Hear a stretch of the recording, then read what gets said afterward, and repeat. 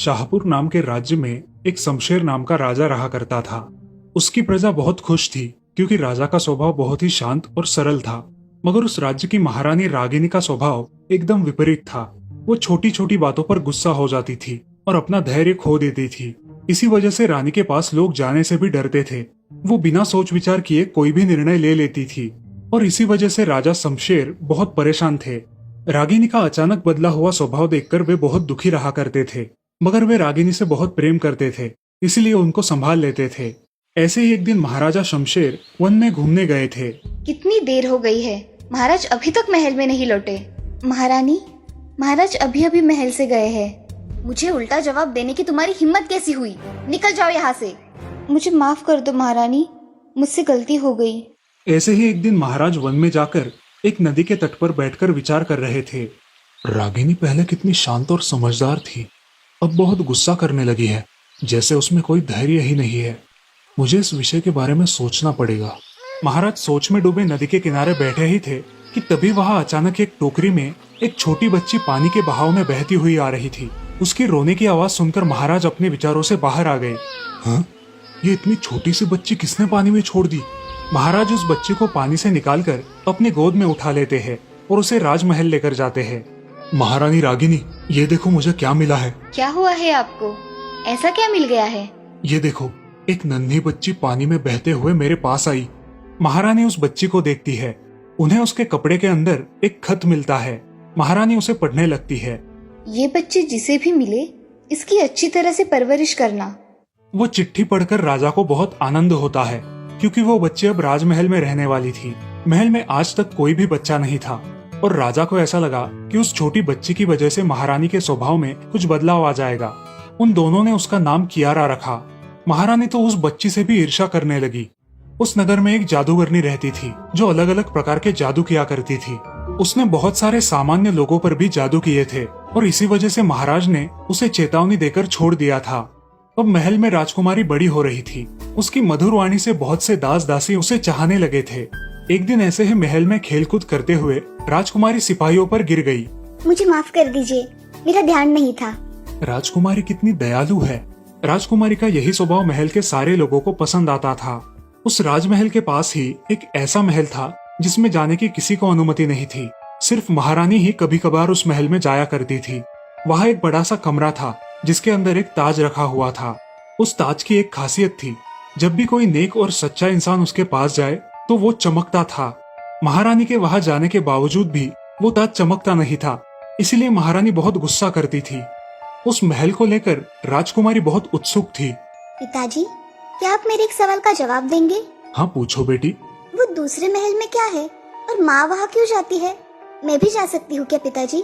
अरे बेटा, आप वहाँ नहीं जा सकती। वहाँ बच्चों का जाना मना है, इसलिए आप वहाँ नहीं जाएंगी। ठीक है पिताजी। राजकुमारी और महाराज ने बहुत देर तक गप्पे मारे और रात को खाना खा के सो गए। दूसरे दिन महाराज ऐसे ही घूमने के लिए महल के बाहर गए। वहाँ उन्हें कुछ गुलाब के फूल दिखाई दिए। महारानी को गुलाब के फूल बहुत पसंद थे, इसीलिए महाराज ने कुछ फूल खरीद लिए और महल आकर महारानी के कक्ष में गए। महारानी रागिनी, कहाँ हो? बोलिए महाराज, क्या हुआ है? आप इतने उत्साहित हैं? ये लीजिए गुलाब के फूल, खास आपके लिए। धन्यवाद महाराज, आप मेरे लिए इतने सुंदर गुलाब के फूल ले आए। मुझे ये आज भी उतने ही पसंद है। मेरे प्राणों से प्रिय है ये मुझे। इसीलिए तो लेकर आया हूँ। आपको बहुत पसंद है ना? आपका बहुत बहुत शुक्रिया महाराज। एक दिन राजकुमारी कियारा छुपके से राजमहल के बाजू वाले उस दूसरे महल में चली गई। उस महल का बड़ा सा दरवाजा खोलकर वो अंदर गई। अंदर जाकर उसने देखा कि एक बहुत बड़ा कमरा खाली है और उसके बीचों बीच एक ताज रखा हुआ है जो कि बहुत खूबसूरत है। राजकुमारी उस ताज के पास गई। राजकुमारी के वहां जाते ही वो ताज बहुत चमकने लगा। राजकुमारी को वो ताज बहुत पसंद आ गया। उन्हें वो अपने हाथ में लेने की बहुत तीव्र इच्छा थी, मगर उन्होंने अपने मन को संभाला और उस महल से बाहर आ गई। ये सब बताने के लिए वो महाराज और महारानी के पास गई। पिताजी, मैंने उस महल में एक ताज देखा जो कि चमक रहा था। वो बहुत ही खूबसूरत है। राजकुमारी, आपने उसे हाथ तो नहीं लगाया? नहीं पिताजी, मैंने उसे हाथ नहीं लगाया। महाराज उस पर बहुत नाराज हो जाते हैं, लेकिन बातों बातों में उन्हें याद आता है कि राजकुमारी ने कहा कि वो ताज चमक रहा था। राजकुमारी, आपने क्या कहा? ताज चमक रहा था? हाँ पिताजी, सच में ताज चमक रहा था, मगर मैंने उसे हाथ भी नहीं लगाया था। हाँ राजकुमारी, मेरा आप पर भरोसा है। अब जो भी करोगी वो सही होगा। आप वही नेक दिल इंसान हो जो उस ताज को चाहिए। खुश रहो मेरी बच्ची। उन दोनों की बातें सुनकर महारानी बहुत क्रोधित हो जाती है। महारानी को उन दोनों का एक दूसरे के प्रति का प्रेम देखकर बहुत जलन होती है। अब महारानी उस नगर की उस जादूगरनी के पास जाती है। आओ आओ महारानी आओ, आज बहुत क्रोधित हो और उसका कारण भी है। आपको पता है जादूगरनी? मुझे सब पता है महारानी, आप आइए। क्या आपके पास इस सब का कुछ उपाय है? ये लीजिए महारानी, ये ताबीज है जिसे आपको महाराज के गले में पहनाना है। इससे वो कियारा से नफरत करने लगेंगे, मगर ये काम आपको बहुत ही सावधानी से करना है। महारानी वो ताबीज लेकर वहाँ से चली जाती है और राजमहल में आकर महाराज को वो ताबीज दिखाती है। महाराज, आपके लिए मैंने ये तावीज बनवाया है, आपको पसंद आया? ये तो सच में लाजवाब है। आपने मेरे लिए लाया है? जी महाराज। महाराज वो ताबीज पहन लेते हैं। ताबीज पहनने के बाद उनके स्वभाव में अचानक बहुत बदल हो जाता है। वो राजकुमारी से अलग ही व्यवहार करने लगते हैं। एक दिन राजकुमारी केक बनाती है। पिताजी, ये लीजिए, आपके लिए मैंने केक बनाया है, जरा चक्कर तो देखिए। कितना नमकीन है ये। मैंने तो मीठा केक बनवाया था, ये नमकीन कैसे हो गया? अब राजकुमारी वो केक खाकर देखती है तो केक मीठा होता है, मगर उस ताबीज की वजह से महाराज को राजकुमारी ने बनाया हुआ केक नमकीन लगता है। अब महाराज छोटी मोटी बात को लेकर भी राजकुमारी पर चिल्लाने लगे, जिस वजह से राजकुमारी अब अलग और अकेली ही अपना समय व्यतीत करने लगी। शायद उनको बहुत काम आ गया होगा, इसी वजह से उनको मेरे साथ बात करने के लिए समय नहीं है। एक दिन ऐसे ही राजकुमारी उसी महल के पास गई जिसमें वो ताज रखा हुआ था।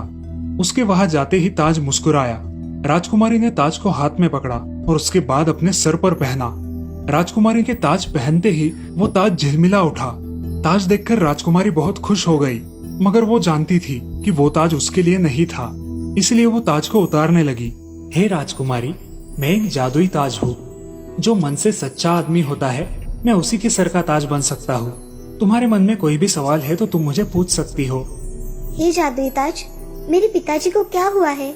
उनका बदला हुआ रवैया कुछ अलग ही है। राजकुमारी, तुम्हारे पिताजी के गले में एक जादुई ताबीज है। नगर की जादूगरनी ने उन पर जादू किया है और उसी ताबीज के प्रभाव से महाराज का बर्ताव ऐसा हुआ है। और महारानी को क्या हुआ है? वो कभी मुझे अपनी बेटी मानती ही नहीं है। जब महारानी बहुत सालों पहले जादूगरनी के घर चली जाती थी, तब जादूगरनी ने उन पर जादू किया है और उन्हें अपनी वश में कर लिया है, और अब वो महाराज को भी वश में कर रही है। उस जादूगरनी को क्या चाहिए हमारे परिवार से? अरे राजकुमारी, उस जादूगरनी को ये जादुई ताज चाहिए जिसे वो सदियों से हासिल करना चाहती है, मगर हासिल नहीं कर पा रही। इसीलिए अब वो ये काम महारानी से करवा रही है।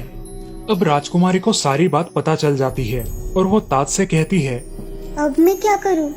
क्या तुम मेरी मदद करोगे इस समस्या से बाहर निकलने के लिए? अब महारानी को धैर्य से कैसे काम करते हैं ये सीखना होगा, और ये काम सिर्फ तुम उन्हें सिखा सकती हो।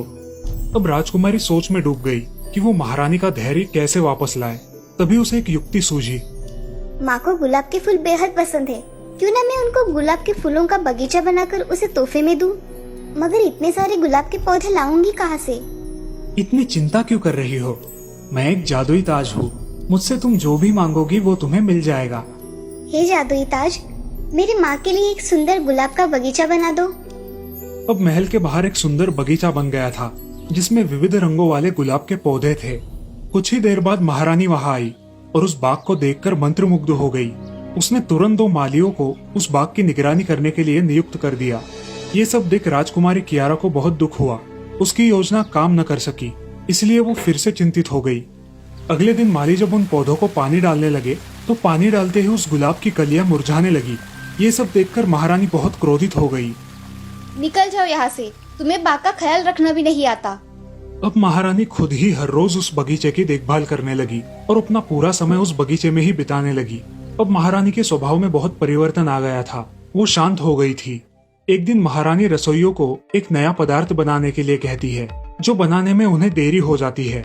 महारानी रसोई घर में चली जाती है। महारानी को देखकर रसोइये बहुत डर जाते हैं। अब तक वो पकवान तैयार नहीं हुआ है क्या? महारानी साहिबा, थोड़ी देर और लगेगी हमें इसे बनाने में। आप क्रोधित न होइए, जल्द ही पकवान तैयार हो जाएंगे। कुछ नया बना रहे हो तो देर तो होगी, इसमें कौन सी बड़ी बात है। अब करो, तैयार होने के बाद मुझे बता देना। महारानी के स्वभाव में आया परिवर्तन देख सब लोग खुश थे, लेकिन उधर वो जादूगरनी अपना जादू कम होने के कारण बहुत क्रोधित थी, लेकिन वो कुछ नहीं कर सकती थी। एक दिन महारानी बगीचे में शांत बैठी हुई थी, तभी कियारा उसके पास आई। क्या हुआ है माँ, आप यहाँ अकेले बैठे हो? बेटा, मैं इन फूलों के खिलने का इंतजार कर रही हूँ। कितने प्यारे हैं ना ये सारे पौधे। हाँ माँ, सच में बहुत प्यारे हैं ये सारे पौधे। महारानी अचानक बेहोश हो जाती है और कियारा जोर से चिल्लाती है। माँ, माँ, उठो माँ। हे जादुई ताज, मेरी माँ को क्या हुआ है? वो बेहोश कैसे हो गई? इन्हें कुछ नहीं हुआ है, ये सिर्फ बेहोश हुई है। जादूगरनी के जादू का असर थोड़े दिन में खत्म हो जाएगा और तुम्हारी माँ एक बहुत अच्छी औरत बन जाएगी। राजकुमारी अपनी माँ का बहुत अच्छा ख्याल रखती है। कुछ दिनों बाद महारानी को होश आ जाता है और वो कियारा को गले लगाती है। वो महाराज के पास जाकर उनके गले में से वो ताबीज निकालकर फेंक देती है। उन्हें अपना बुरा बर्ताव याद आता है। मुझे माफ कर दो मेरी प्यारी कियारा। नहीं पिताजी, वो एक बुरा समय था जो हमारे जीवन से चला गया। अब हम हमेशा खुश रहेंगे। तभी राजकुमारी अपने सिर का ताज निकालकर महारानी के सिर पर रख देती है। ये ताज राज्य की महारानी की सिर की शोभा है। अब वो ताज चमक रहा था, लेकिन महारानी ने अपने सिर से वो ताज निकालकर फिर से बेटी कियारा के सिर पर रख दिया। नहीं, इस ताज की सही हकदार इस राज्य की होने वाली महारानी ही है। महाराज राज्य में नई महारानी की घोषणा कर देते हैं और कियारा अब राजकुमारी से महारानी बन जाती है। वो अपने माँ पिताजी के साथ मिलकर सही न्याय करने लगी और अपने राज्य को तरक्की की ओर लेके गई। महाराज ने जादूगरनी को भी बंदी बना लिया। कमलपुर नाम के गांव में एक नाजू नाम की लड़की रहा करती थी। उसके घर में उसकी माँ राधा और उसके पिताजी किशन रहा करते थे। उसके माँ और पिताजी ने उसका बहुत अच्छी तरह से पालन पोषण किया था। उसे किसी भी वस्तु की कमी नहीं पड़ने दी थी। उसके माँ और पिताजी बहुत मेहनती थे और इसी वजह से वो भी बहुत मेहनती थी। ऐसे ही दिन बीतते गए। दिन ब दिन नाजू बड़ी होने लगी। वो कॉलेज जाने लगी और कॉलेज के साथ साथ उसने केक बनाने का प्रशिक्षण भी पूरा कर लिया। मगर केक बनाने के लिए लगने वाला सामान बहुत महंगा होने के कारण वो घर में केक नहीं बना पाती थी। ऐसे ही कुछ साल बीत गए। उसकी शादी राहुल नाम के एक लड़के से हो गई। राहुल बहुत ही समझदार और सुलझा हुआ इंसान था। उन दोनों के विचार एक दूसरे से मिलते थे और वो राहुल के साथ बहुत खुश थी, लेकिन उन दोनों को पैसों की थोड़ी कमी पड़ रही थी। ऐसे ही एक दिन नाजू ने राहुल से कहा, मैं क्या कहती हूँ राहुल, मैं भी कुछ ना कुछ करूँ। अरे नाजू, तुम्हें जो करना है वो करो, मुझे क्यों पूछ रही हो? आप सच कह रहे हो? हाँ सच। मगर मुझे कुछ पैसों की जरूरत लगेगी, क्या आप दोगे? हाँ दूंगा ना, क्यों नहीं। अब दोनों सो जाते हैं। अगले ही दिन नाजू बाजार जाकर केक बनाने के लिए लगने वाला सामान लेकर आती है और एक अच्छा सा केक बनाकर उसे फ्रिज में रखती है।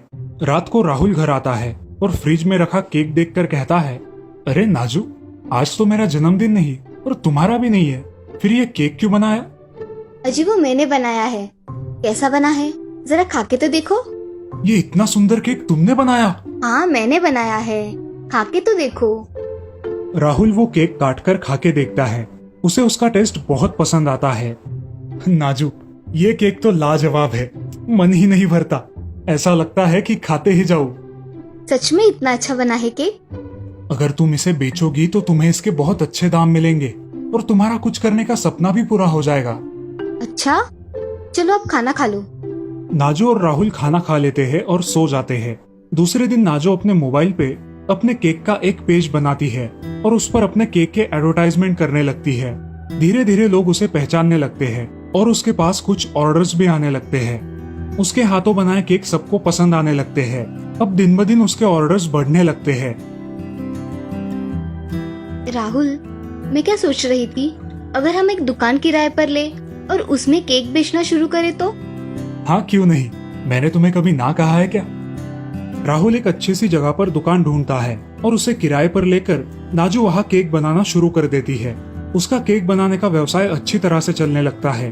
वो उसमें पूरा दिन बिजी रहती थी और उसकी कड़ी मेहनत देखकर राहुल भी बहुत खुश हुआ करता था। नाजू की दुकान के सामने ही एक हलवाई वाले की दुकान थी। नाजू की दुकान पर हुई भीड़ देखकर वो नाजू पर बहुत जलता था। ऐसे ही एक दिन एक औरत नाजू के दुकान पर आई। मुझे 40 कपकेक देना। आज एकदम से 40? क्यों, कोई बर्थडे है क्या? मेरे बेटे का आज बर्थडे है, इसलिए स्कूल में बांटने के लिए चाहिए। अरे वाह, आज आपका बर्थडे है, ये लीजिए मेरी तरफ से chocolate. Thank you aunty. Wish you a very happy birthday dear. वो लड़का और वो औरत कप लेकर वहां से चले गए। नाजू के केक कम समय में ही बहुत फेमस हो गए थे और ये देखकर वो हलवाई वाला बहुत जल रहा था। एक दिन नाजू की दुकान पर एक अमीर आदमी आया। क्या आपका ही नाम नाजू है? जी हाँ, मेरा ही नाम नाजू है। क्या बात है? मेरे बेटे को आपके कपकेक बहुत पसंद आते हैं। क्या आप उसके बर्थडे के लिए 100 कपकेक बना के देंगी? जी हाँ, क्यों नहीं, मैं जरूर केक बना के दूंगी। आपको कौन से फ्लेवर के चाहिए? आप चाहिए तो ये केक टेस्ट करके देख सकते हैं। वो अमीर आदमी एक कप केक खा लेता है और ये केक तो बहुत ही लाजवाब है, मुझे यही पसंद आया है। आपको किस दिन ऑर्डर चाहिए? 10 तारीख को मुझे ऑर्डर चाहिए, आज से 3 दिन बाद। जी मिल जाएगा आपको। मैं 3 बजे तक आपकी ऑर्डर तैयार रखूंगी। जी ठीक है। वो अमीर आदमी वहां से चला जाता है और नाजो अपने काम में व्यस्त हो जाती है। ये सब वो सामने वाला हलवाई राम देख रहा था। उसे मन ही मन बहुत जलन होने लगी। इसका कुछ तो इंतजाम करना पड़ेगा, मैं इसके केक से सस्ते केक बनाऊंगा। अगले दिन राम उसकी दुकान पर सस्ते केक लगाता है और एक पर एक फ्री ऐसी ऑफर भी देता है। कुछ लोग वो ऑफर देखकर वहां चले जाते हैं, मगर केक की टेस्ट अच्छी ना होने के कारण वो लोग वापस नाजू के शॉप में चले जाते हैं। राम से कोई केक नहीं खरीदता और इस वजह से उसके मन में नाजू के प्रति बहुत नफरत पैदा हो जाती है। दूसरे दिन नाजू दोपहर से कपकेक बनाना शुरू कर देती है और रात होने तक सारे ऑर्डर पूरे कर देती है। रात को राहुल उसे लेने दुकान पर आता है। अरे नाजू, घर नहीं चलना है क्या कि केक ही बनाती रहोगी रात भर? नहीं जी, ऑर्डर के हैं इसलिए बनाए हैं। बन गए हैं सारे केक, चलिए अब घर चलते हैं। चलो। राहुल और नाजू वहां से चले जाते हैं। ये सब राम एक जगह छुपकर देख रहा था। जैसे ही उसने देखा कि नाजू दुकान से चली गई है, उसने दुकान की खिड़की से झांक कर देखा। उसे नाजू के बनाए सारे कपकेक दिखाई दिए और वो मन ही मन सोचने लगा, अगर इसके सारे कपकेक खराब हो जाए तो कितना मजा आ जाएगा और उन कपकेक की ऑर्डर मैं पूरी कर दूंगा। राम कुछ चूहों को लेता है और नाजू के दुकान के अंदर छोड़ देता है। चूहे सारे केक खराब कर देते हैं। अगले दिन सुबह ही राम अपनी दुकान खोलकर केक बनाने लगता है। जब नाजू दुकान पर आती है तो उसे ये सब देखकर जरा अजीब लगता है, क्योंकि राम कभी भी 10 बजे से पहले अपनी दुकान नहीं खोलता था। अब नाजू खुद का दुकान खोलकर देखती है। पूरी दुकान में चूहे फैल गए थे और नाजू ने मेहनत से बनाए हुए सारे कपकेक खराब हो गए थे। नाजू का पूरा शक राम पर चला गया। उसकी ऑर्डर देने में सिर्फ 3 घंटे बाकी थे और 3 घंटों में 100 कपकेक बनाना नामुमकिन था। मेरी ऑर्डर उसे मिल जाए, इसीलिए ये राम सुबह सुबह दुकान खोलकर केक बना रहा है। उसके दिमाग में एक ऐसी कल्पना आती है जिसके बारे में राम सोच भी नहीं सकता था। नाजू फिर से केक बनाने लगती है। अब वो एक बहुत बड़ा कीले के आकार का केक बनाने लगती है जो बच्चों को बेहद पसंद आएगा। कुछ ही समय बाद उस अमीर आदमी के घर से कुछ लोग केक की डिलीवरी लेने आते हैं। मैं उसके लिए एक स्पेशल केक बना रही हूँ, तो ये केक मैं ही लेकर आऊंगी। अब जाइए।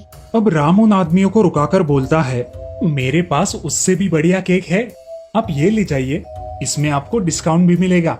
वो लोग थोड़ा सोच में पड़ जाते हैं और बाद में राम के बनाए हुए कपकेक खरीद कर अपने घर ले जाते हैं। लेकिन पार्टी में राम के बनाए हुए केक किसी को पसंद नहीं आते।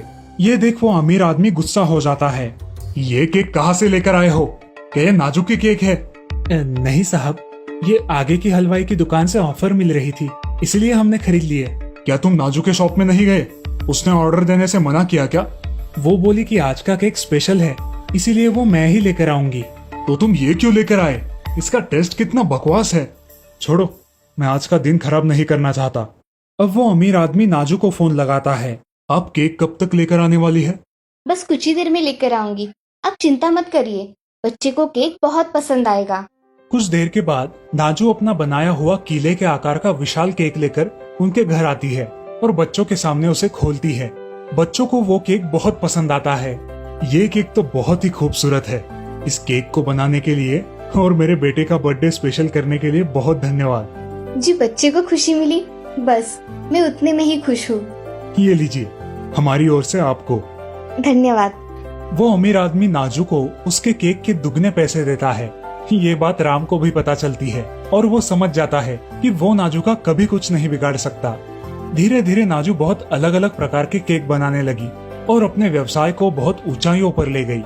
राहुल को भी अपनी होनहार बीवी पर नाज था। इस कहानी से हमें ये सीख मिलती है कि हमें दूसरों की करतूतों पर ध्यान न देते हुए अपना काम पूरी निष्ठा से करना चाहिए।